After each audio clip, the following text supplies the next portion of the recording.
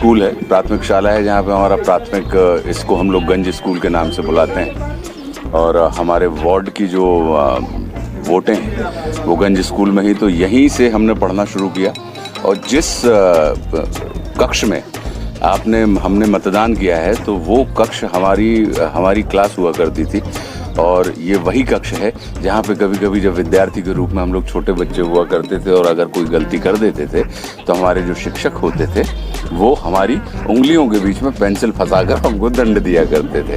तो ये बड़ा सुखद अनुभव है कि जो हमारी प्राथमिक शिक्षा का केंद्र रहा है, उसी शिक्षा के केंद्र में हमें अपनी परिपक्वता का चयन करने के लिए एक मतदाता के रूप में आपके परिष्कार को देखने के लिए कि हमें अब सिर्फ अपने लिए नहीं, अपने राष्ट्र के लिए अपने प्रतिनिधियों को चुनना है। तो ये बड़े आनंद का विषय है। नमस्कार, आप देख रहे हैं इंडिया न्यूज 24 टीवी न्यूज और मैं हूं आपके साथ भावना। चलिए रुक करते हैं खबरों की ओर। लोकसभा चुनाव के दूसरे चरण के मतदान में 13 राज्यों की 88 सीटों पर वोटिंग की जा रही है। इस दौरान मध्य प्रदेश की 6 सीटों पर मतदान शुक्रवार को हुआ। फिल्म स्टार आशुतोष राणा भी अपने गृह जिले नरसिंहपुर में गाडरवारा में वोट डालने के लिए पहुंचे।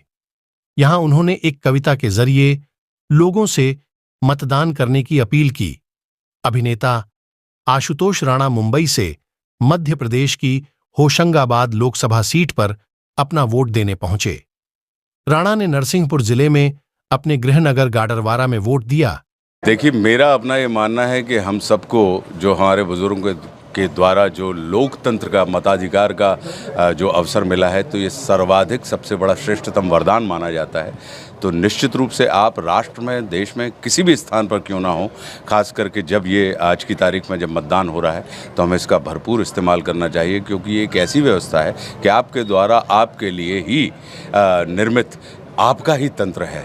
तो इसके लिए मैं हर बार, चूँकि मैं मुंबई में रहता हूँ 1994 से, तो लगातार जब भी कभी लोकसभा के समय में या विधानसभा में, और हमने अपनी वोट गाडरवारा से, ये हमारा जन्म स्थान है, मूल स्थान है, तो हमने अपनी वोट कभी भी गाडरवारा से नहीं बदलवाई है। तो मैं कहीं भी रहता हूँ, मेरा प्रयास रहता है और अभी तक गुरु कृपा से मेरे सारे के सारे प्रयास फलीभूत हुए हैं और मुझे वोट डालने का अवसर मिला है। आप एक मतदाताओं को अपील करना चाहते हैं? मैं निश्चित रूप से ये कहना चाहूँगा कि आप अपने मत के अधिकार का कहीं पर भी हो इस्तेमाल करें, उसका प्रयोग करें, क्योंकि इससे आप अपने भविष्य, अपनी नियति, अपनी नीति का ही निर्माण करने वाले हैं।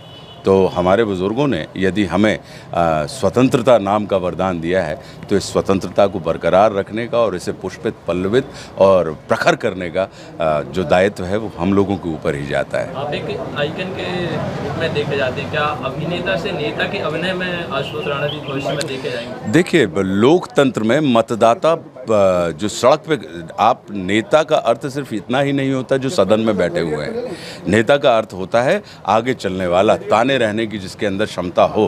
तो चाहे वो रिक्शा चलाने वाला हो, वो अपने परिवार का नेतृत्व कर रहा है, चाहे वो शिक्षक हो, वो अपने परिवार का नेतृत्व कर रहा है, समाज का नेतृत्व कर रहा है। तो लोकतंत्र की सबसे बड़ी खासियत ये होती है कि चाहे वो सड़क पे खड़े रहने वाला आम मतदाता हो, जैसे आशुतोष राणा है, वह भी नेता है, और सदन में बैठने वाले हुए जो मतदाताओं के द्वारा चुने गए वो व्यक्ति हों, वे भी नेता हैं। तो सड़क अगर जगी रही तो संसद सजी रहती है, और संसद यदि सजी रही तो सड़क जगी रहती है। तो तात्पर्य ये है कि हम सिर्फ उस नेता को, हम परिधान या सिर्फ उस अवस्था की, ये जो नेता जिसको हम कहते हैं लीडर का मतलब होता है लैडर यानी सीढ़ी, कि जिससे आप नीचे से ऊपर की यात्रा कर सकें। तो हम और आप सब कहीं ना कहीं नेतृत्व वाली अवस्था के लोग हैं।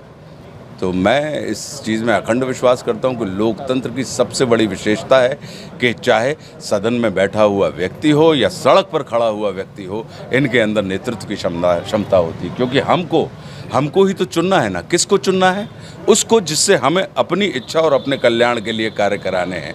तो जो चुन रहा है उसको ज़्यादा बुद्धिमान होना पड़ता है, ज़्यादा प्रखर होना पड़ता है उस व्यक्ति से। अगर हम आपसे कहें, आप जिन टीवी चैनल्स के लिए काम कर रहे हैं, न्यूज़ चैनल्स के लिए काम कर रहे हैं, तो निश्चित रूप से ये कहीं ना कहीं आप अगर प्रखर नहीं होंगे तो आप जिस न्यूज़ चैनल के अंतर्गत काम कर रहे हैं, अगर आप बुद्धिमान नहीं होंगे, यदि आप मजबूत नहीं होंगे, तो वो चैनल कभी भी पुष्पित, पल्लवित और परिष्कृत नहीं होंगे। तो हमारा अपना मानना यही है कि सड़क पे खड़े रहने वाला व्यक्ति भी उतना ही नेतृत्व वाला व्यक्ति होता है जो सदन में बैठने वाला है।